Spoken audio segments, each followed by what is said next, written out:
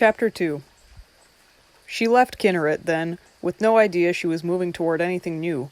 Mucho Mas, enigmatic, whistling I Want to Kiss Your Feet, a new recording by Sick Dick and the Volkswagens, an English group he was fond of at that time but did not believe in, stood with his hands in his pockets, while she explained about going down to San Narciso for a while to look into Pierce's books and recordings and confer with Metzger, the co-executor.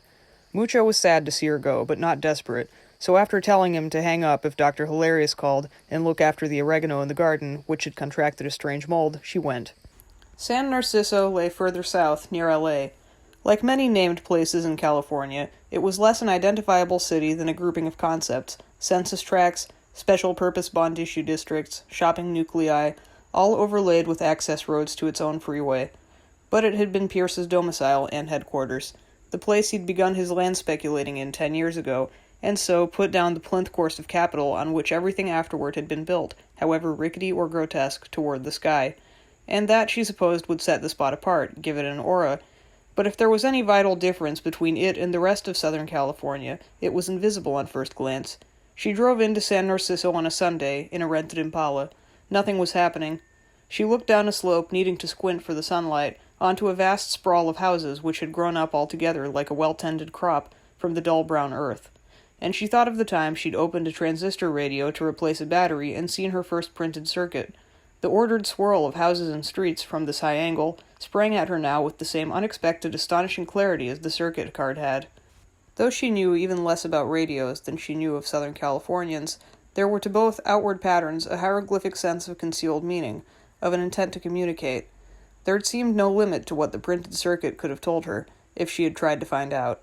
So in her first minute of San Narciso, a revelation also trembled just past the threshold of her understanding. Smog hung all round the horizon. The sun on the bright beige countryside was painful.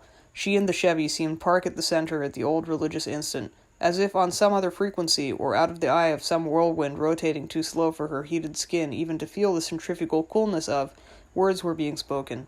She suspected that much. She thought of Mucho, her husband, trying to believe in his job. Was it something like this he felt, looking through the soundproof glass at one of his colleagues with a headset clamped on and cueing the next record, with movements stylized as the handling of chrism, censer, chalice might be for a holy man, yet really tuned in to the voices, the music, its message, surrounded by it, digging it, as were all the faithful it went out to? Did Mucho stand outside Studio A looking in, knowing that even if he could hear it, he couldn't believe in it? She gave it up, presently, as if a cloud had approached the sun or the smog thickened, and so broken the religious instant, whatever it might have been, started up and proceeded at maybe 70 miles per hour along the singing blacktop onto a highway she thought went toward Los Angeles, into a neighborhood that was little more than the road's skinny right-of-way, lined by auto lots, escrow services, drive-ins, small office buildings, and factories, whose address numbers were in the 70 and then 80 thousands. She had never known numbers to run so high. It seemed unnatural. To her left appeared a prolonged scatter of wide pink buildings, surrounded by miles of fence topped with barbed wire and interrupted now and then by guard towers. Soon an entrance whizzed by, 2 60-foot missiles on either side, and the name Yoyodyne lettered conservatively on each nose cone. This was San Narciso's big source of employment, the Galactronics division of Yoyodyne, Inc., one of the giants of the aerospace industry. Pierce, she happened to know, had owned a large block of shares, had been somehow involved in negotiating an understanding with the county tax assessor to lure Yoyodyne here in the first place. It was part, he explained, of being a founding father. Barbed wire again gave way to the familiar parade of more beige, prefab, cinderblock office machine distributors, sealant makers, bottled gas works, fastener factories, warehouses, and whatever. Sunday had sent them all into silence and paralysis, all but an occasional real estate office or truck stop. Oedipa resolved to pull in at the next motel she saw, however ugly, stillness and 4 walls having at some point become preferable to this illusion of speed, freedom, wind in your hair, unreeling landscape. It wasn't. What the road really was, she fancied, was this hypodermic needle, inserted somewhere ahead into the vein of a freeway, a vein nourishing the main liner LA, keeping it happy, coherent, protected from pain, or whatever passes, with a city, for pain. But were Oedipa some single melted crystal of urban horse, LA really would be no less turned on for her absence. Still, when she got a look at the next motel, she hesitated a second. A representation in painted sheet metal of a nymph holding a white blossom towered 30 feet into the air. The sign, lit up despite the sun, said Echo Quartz. The face of the nymph was much like Oedipa's, which didn't startle her so much as a concealed blower system that kept the nymph's gauze chiton in constant agitation, revealing enormous vermilion-tipped breasts and long pink thighs at each flap. She was smiling a lipsticked and public smile, not quite a hooker's, but nowhere near that of any nymph pining away with love either. Oedipa pulled into the lot, got out, and stood for a moment in the hot sun and the dead still air, watching the artificial windstorm overhead toss gauze in 5-foot excursions, remembering her idea about a slow whirlwind, words she couldn't hear. The room would be good enough for the time she had to stay. Its door opened on a long courtyard with a swimming pool, whose surface that day was flat, brilliant with sunlight. At the far end stood a fountain, with another nymph. Nothing moved. If people lived behind the other doors or watched through the windows, gagged each with its roaring air conditioner, she couldn't see them. The manager, a dropout named Miles, maybe 16 with a beetle haircut and a lapelless, cuffless, one-button mohair suit, carried her bags and sang to himself, possibly to her. Miles's song. Too fat to frug, that's what you tell me all the time, when you're really trying to put me down, but I'm hip, so close your big fat lip. Yeah, baby, I may be too fat to frug, but at least I ain't too slim to swim.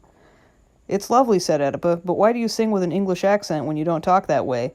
It's this group I'm in, Miles explained, the Paranoids. We're new yet. Our manager says we should sing like that. We watch English movies a lot, for the accent. My husband's a disc jockey, Oedipa said, trying to be helpful. It's only a 1,000-watt station, but if you had anything like a tape, I could give it to him to plug. Miles closed the door behind them and started with the shifty eye. In return for what? Moving in on her. Do you want what I think you want? This is the payola kid here, you know. Oedipa picked up the nearest weapon, which happened to be the rabbit ear antenna off the TV in the corner. Oh, said Miles, stopping. You hate me too. Eyes bright through his bangs. You are a paranoid, Oedipa said. I have a smooth young body, said Miles. I thought you older chicks went for that. He left after shaking her down for 4 bits for carrying the bags. That night, the lawyer Metzger showed up. He turned out to be so good-looking that Oedipa thought at first they, somebody up there, were putting her on. It had to be an actor. He stood at her door, behind him the oblong pool shimmering silent in a mild diffusion of light from the nighttime sky, saying, Mrs. Moss, like a reproach. His enormous eyes, lambent, extravagantly lashed, smiled out at her wickedly. She looked around him for reflectors, microphones, camera cabling, but there was only himself and a debonair bottle of French Beaujolais, which he claimed to have smuggled last year into California, this rollicking lawbreaker, past the frontier guards. So hey, he murmured, after scouring motels all day to find you, I can come in here, can't I? Oedipa had planned on nothing more involved that evening than watching Bonanza on the tube. She'd shifted into stretched denim slacks and a shaggy black sweater, and had her hair all the way down. She knew she looked pretty good. Come in, she said, but I only have 1 glass. I, the gallant Metzger let her know, can drink out of the bottle. He came in and sat on the floor in his suit, opened the bottle, poured her a drink, began to talk. It presently came out that Oedipa hadn't been so far off, thinking it was an actor. Some 20-odd years ago, Metzger had been one of those child movie stars, performing under the name of Baby Igor. My mother, he announced bitterly, was really out to casher me, boy, like a piece of beef on the sink. She wanted me drained and white. Times I wonder, smoothing down the hair on the back of his head, if she succeeded. It scares me. You know what mothers like that turn their male children into. You certainly don't look, Oedipa began, then had second thoughts. Metzger flashed her a big, wry couple rows of teeth. Looks don't mean a thing anymore, he said. I live inside my looks, and I'm never sure. The possibility haunts me. And how often, Oedipa inquired, now aware it was all words, has that line of approach worked for you, baby Igor? Do you know, Metzger said, Inverarity only mentioned you to me once. Were you close? No, I drew up his will. Don't you want to know what he said? No, said Oedipa, and snapped on the television set. Onto the screen bloomed the image of a child of indeterminate sex, its bare legs pressed awkward together, its shoulder-length curls mingling with the shorter hair of a St. Bernard, whose long tongue, as Oedipa watched, began to swipe at the child's rosy cheeks, making the child wrinkle up its nose appealingly and say, "Ah, Murray, come on now, you're getting me all wet." That's me, cried Metzger, staring. Good God. Which one, said Oedipa. That movie was called, Metzger snapped his fingers, Cashiered. About you and your mother? About this kid and his father, who's drummed out of the British Army for cowardice, only he's covering up for a friend, see? And to redeem himself, he and the kid follow the old regiment to Gallipoli, where the father somehow builds a midget submarine, and every week they slip through the Dardanelles into the Sea of Marmara and torpedo the Turkish merchantmen, the father, son, and St. Bernard. The dog sits on a periscope watch and barks if he sees anything. Oedipa was pouring wine. You're kidding. Listen, here's where I sing. And sure enough, the child and dog, and merry old Greek fisherman who had appeared from nowhere with a zither, now all stood in front of phony Dodecanese process footage of a seashore at sunset, and the kid sang. Baby Igor's song. "Gainst the Hun and the Turk, never once do we shirk, my daddy, my doggy, and me. Through the perilous years, like the Three Musketeers, we will stick just as close and can be. Soon our sub's periscope will aim for Constantinople, as again we set hopeful to see, once more unto the breach, for those boys on the beach, just my daddy, my doggy, and me." Then there was a musical bridge featuring the fisherman and his instrument. Then the young Metzger took it from the top, while his aging double, over Oedipus' protests, sang harmony. Either he made up the whole thing, Oedipus thought suddenly, or he bribed the engineer over at the local station to run this. It's all part of a plot, an elaborate seduction plot. Oh, Metzger. You didn't sing along, he observed. I didn't know, Oedipus smiled. On came a long commercial for Fangoso Lagoons, a new housing development west of here. One of Inverarity's interests, Metzger noted. It was to be laced by canals with private landings for power boats, a floating social hall in the middle of an artificial lake, at the bottom of which lay restored galleons, imported from the Bahamas, Atlantean fragments of columns and friezes from the Canaries, real human skeletons from Italy, giant clamshells from Indonesia, all for the entertainment of scuba enthusiasts. A map of the place flashed onto the screen. Oedipus drew a sharp breath. Metzger, on the chance it might be for him, looked over. But she'd only been reminded of her look downhill this noontime. Some immediacy was there again, some promise of hierophany, printed circuit, gently curving streets, private access to the water, Book of the Dead. Before she was ready for it, back came, cashiered. The little submarine, named the Justine after the dead mother, was at the quay, singling up all lines. A small crowd was seeing it off, among them the old fisherman, and his daughter, a leggy, ringleted nymphet who, should there be a happy ending, would end up with Metzger. An English missionary nurse with a nice build on her, who would end up with Metzger's father, and even a female sheepdog with eyes for Murray the St. Bernard. "Oh yeah," Metzger said. "This is where we have trouble in the Narrows. It's a bitch because of the Kefaz minefields, but Jerry has also recently hung this net, this gigantic net, woven out of cable 2.5 inches thick." Oedipus refilled her wine glass. They lay now, staring at the screen, flanks just lightly touching. There came from the TV set a terrific explosion. "Mines!" cried Metzger, covering his head and rolling away from her. "Daddy!" blubbered the Metzger in the tube. "I'm scared." The inside of the midget sub was chaotic, the dog galloping to and fro, scattering saliva that mingled with the spray from a leak in the bulkhead, which the father was now plugging with his shirt. "One thing we can do," announced the father. "Go to the bottom, try to get under the net." "Ridiculous," cried Metzger. "They'd built a gate in it so German U-boats could get through to attack the British fleet. All our E-class subs simply used that gate." "How do you know that? Wasn't I there?" "But," began Oedipus, then saw how they were suddenly out of wine. "Aha," said Metzger from an inside coat pocket, producing a bottle of tequila. "No lemons?" she asked, with movie gaiety. "No salt?" "A tourist thing. Did Inverarity use lemons when you were there?" "How did you know we were there?" She watched him fill her glass, growing more anti-Metzger as the level rose. "He wrote it off that year as a business expense. I did his tax stuff." "A cash nexus," brooded Oedipus. "You and Perry Mason, two of a kind. It's all you know about, you shysters." "But our beauty lies," explained Metzger, "in this extended capacity for convolution. A lawyer in a courtroom in front of any jury becomes an actor, right? Raymond Burr is an actor impersonating a lawyer, who in front of a jury becomes an actor. Me, I'm a former actor who became a lawyer. They've done the pilot film of a TV series, in fact, based loosely on my career, starring my friend Marvin DePresso, a one-time lawyer who quit his firm to become an actor, who in this pilot plays me, an actor, become a lawyer, reverting periodically to being an actor. The film is in an air-conditioned vault at one of the Hollywood studios. Light can't fatigue it. It can be repeated endlessly." "You're in trouble," Oedipus told him, staring at the tube, conscious of his thigh warmed through his suit and her slacks. Presently, "The Turks are up there with searchlights," he said, pouring more tequila, watching the little submarine fill up. "Patrol boats and machine guns. You want to bet on what'll happen?" "Of course not," said Oedipus. "The movie's made." He only smiled back. "One of your endless repetitions." "But you still don't know," Metzger said. "You haven't seen it."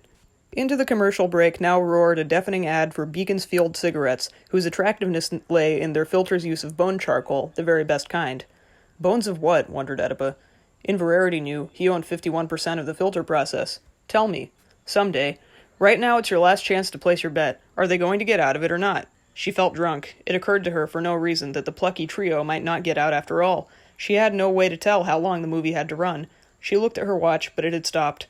"This is absurd," she says. "Of course they'll get out." "How do you know? All those movies had happy endings." "All?" "Most." "That cuts down the probability," he told her, smug. She squinted at him through her glass. Then give me odds. Odds would give it away. So, she yelled, maybe a bit rattled, I bet a bottle of something, tequila, all right, that you didn't make it. Feeling the words had been conned out of her. That I didn't make it, he pondered. Another bottle tonight would put you to sleep, he decided. No. What do you want to bet, then? She knew. Stubborn, they watched each other's eyes for what seemed 5 minutes. She heard commercials chasing one another into and out of the speaker of the TV. She grew more and more angry, perhaps juiced, perhaps only impatient for the movie to come back on. Fine, then, she said at last, trying for a brittle voice. It's a bet, whatever you'd like, that you didn't make it. That you all turned to carrion for the fish at the bottom of the Dardanelles, your daddy, your doggy, and you. Fair enough, drawled Metzger, taking her hand as if to shake on the bet, and kissing its palm instead, sending the dry end of his tongue to graze briefly along her fate's furrows, the changeless salt hatchings of her identity. She wondered then if this were really happening in the same way as, say, her first time in bed with Pierce, the dead man. But then the movie came back. The father was huddled in a shell hole on the steep cliffs of the Anzac beachhead, Turkish shrapnel flying all over the place. Neither baby Igor nor Murray the dog were in evidence. Now what the hell, said Oedipa. Golly, Metzger said. They must have got the reels screwed up. Is this before or after, she asked, reaching for the tequila bottle, a move that put her left breast in the region of Metzger's nose. The irrepressibly comic Metzger made cross eyes before replying, That would be telling. Come on, she nudged his nose with the padded tip of her bra cup and poured booze, or the bet's off. Nope, Metzger said. At least tell me if that's his old regiment there. Go ahead, said Metzger. Ask questions, but for each answer you'll have to take something off. We'll call it Strip Botticelli.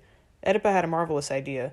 Fine, she told him, but first I'll just slip into the bathroom for a second. Close your eyes, turn around, don't peek. On the screen, the River Clyde, a collier carrying 2,000 men, beached at a Sed El Bar in an unearthly silence. This is it, men, a phony British accent was heard to whisper. Suddenly a host of Turkish rifles on shore opened up altogether, and the massacre began. I know this part, Metzger told her, his eyes squeezed shut, head away from the set. For 50 yards out, the sea was red with blood. They don't show that. Oedipa skipped into the bathroom, which happened also to have a walk-in closet, quickly undressed, and began putting on as much as she could of the clothing she'd brought with her. 6 pairs of panties in assorted colors, girdle, 3 pairs of nylons, 3 brassieres, 2 pairs stretch slacks, 4 half-slips, 1 black sheath, 2 summer dresses, half-dozen A-line skirts, 3 sweaters, 2 blouses, quilted wrapper, baby blue peignoir, and old Orion muumuu. Bracelets then, scatter pins, earrings, a pendant. It all seemed to take hours to put on, and she could hardly walk when she was finished. She made the mistake of looking at herself in the full-length mirror, saw a beach ball with feet, and laughed so violently she fell over, taking a can of hairspray on the sink with her. The can hit the floor, something broke, and with a great outsurge of pressure, the stuff commenced atomizing, propelling the can swiftly about the bathroom. Metzger rushed in to find Oedipa rolling around, trying to get back on her feet, amid a great sticky miasma of fragrant lacquer. Oh, for Pete's sake, he said in his baby Igor voice. The can, hissing malignantly, bounced off the toilet and whizzed by Metzger's right ear, missing by maybe a quarter of an inch. Metzger hit the deck and cowered with Oedipa as the can continued its high-speed caroming. From the other room came a slow, deep crescendo of naval bombardment, machine gun, howitzer, and small arms fire, screams and chopped-off prayers of dying infantry. She looked up past his eyelids into the staring ceiling light, her field of vision cut across by wild, flashing overflights of the can, whose pressure seemed inexhaustible. She was scared, but nowhere near sober. The can knew where it was going, she sensed, or something fast enough. God or a digital machine might have computed in advance the complex web of its travel, but she wasn't fast enough, and knew only that it might hit them at any moment, at whatever clip it was doing, 100 miles an hour.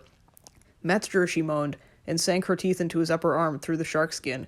Everything smelled like hairspray. The can collided with a mirror and bounced away, leaving a silvery reticulated bloom of glass to hang a second before it all fell jingling into the sink. Zoomed over to the enclosed shower where it crashed into and totally destroyed a panel of frosted glass. Thence around the 3 tile walls, up to the ceiling, past the light, over the 2 prostrate bodies, amid its own whoosh and the buzzing distorted uproar from the TV set. She could imagine no end to it, yet presently the can did give up in mid-flight and fall to the floor, about a foot from Oedipa's nose. She lay watching it. Blimey, somebody remarked. Coo. Oedipa took her teeth out of Metzger, looked around and saw in the doorway Miles, the kid with the bangs and mohair suit, now multiplied by 4. It seemed to be the group he'd mentioned, the paranoids. She couldn't tell them apart. 3 of them were carrying electric guitars. They all had their mouth open. There also appeared a number of girls' faces, gazing through armpits and around angles of knees.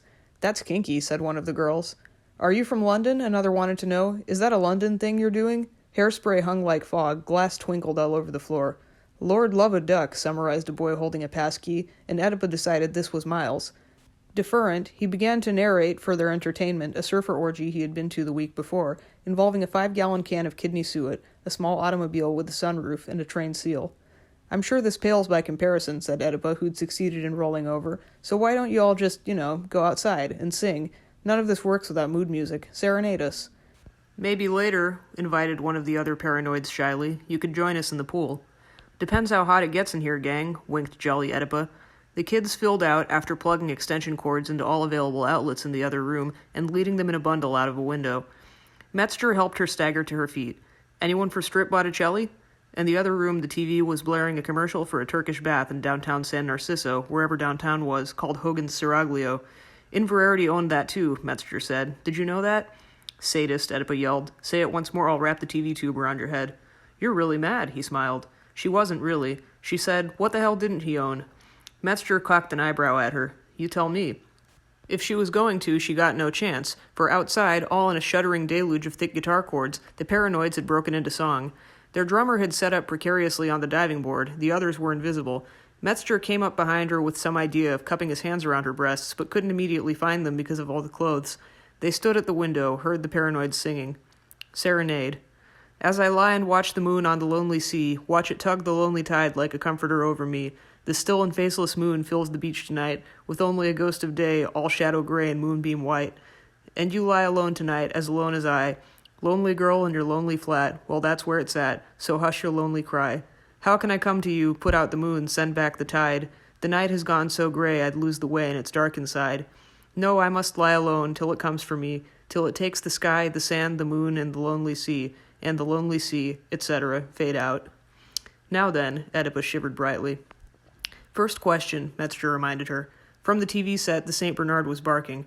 Oedipa looked and saw baby Igor, disguised as a Turkish beggar lad, skulking with the dog around a set she took to be Constantinople.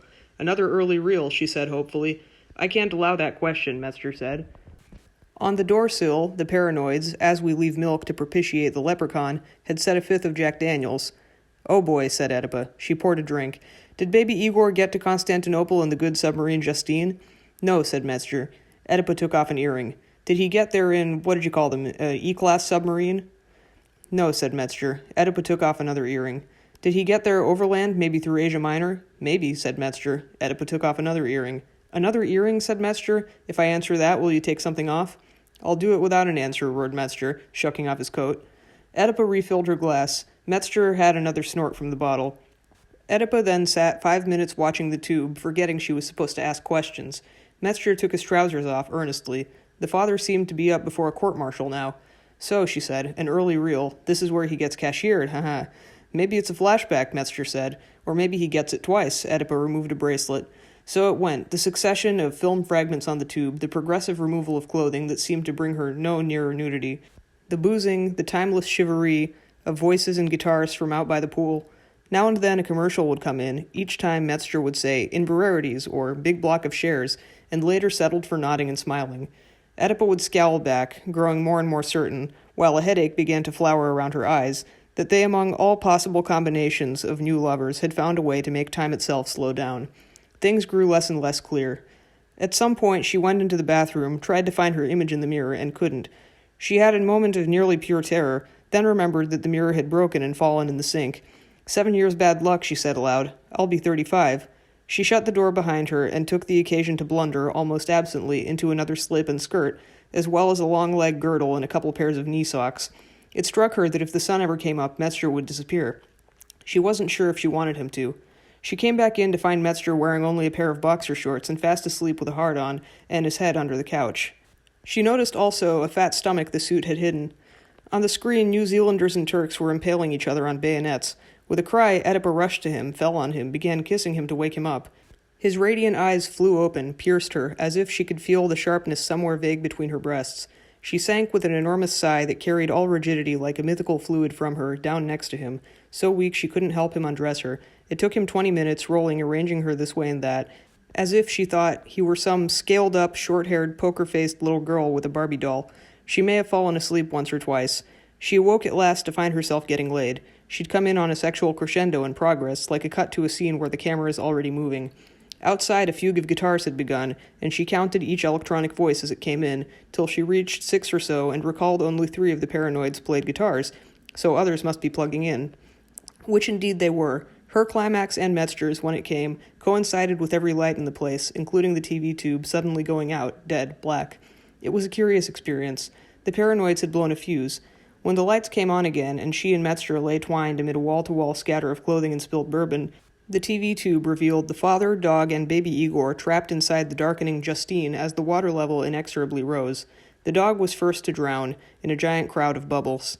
The camera came in for a close-up of baby Igor crying, one hand on the control board. Something short-circuited then, and the grounded baby Igor was electrocuted, thrashing back and forth and screaming horribly. Through one of those Hollywood distortions in probability, the father was spared electrocution so he could make a farewell speech, apologizing to baby Igor and the dog for getting them into this, and regretting that they wouldn't be meeting in heaven. Your little eyes have seen your daddy for the last time. You are for salvation. I am for the pit. At the end, his suffering eyes filled the screen. The sound of incoming water grew deafening. Up swelled that strange 30s movie music with the massive sax section. In faded the legend, the end. Oedipa had leaped to her feet and run across to the other wall to turn and glare at Metzger. They didn't make it, she yelled. You bastard, I won. You won me, Metzger smiled. What did Inverarity tell you about me, she asked finally. That you wouldn't be easy. She began to cry. Come back, said Metzger. Come on. After a while, she said, I will, and she did.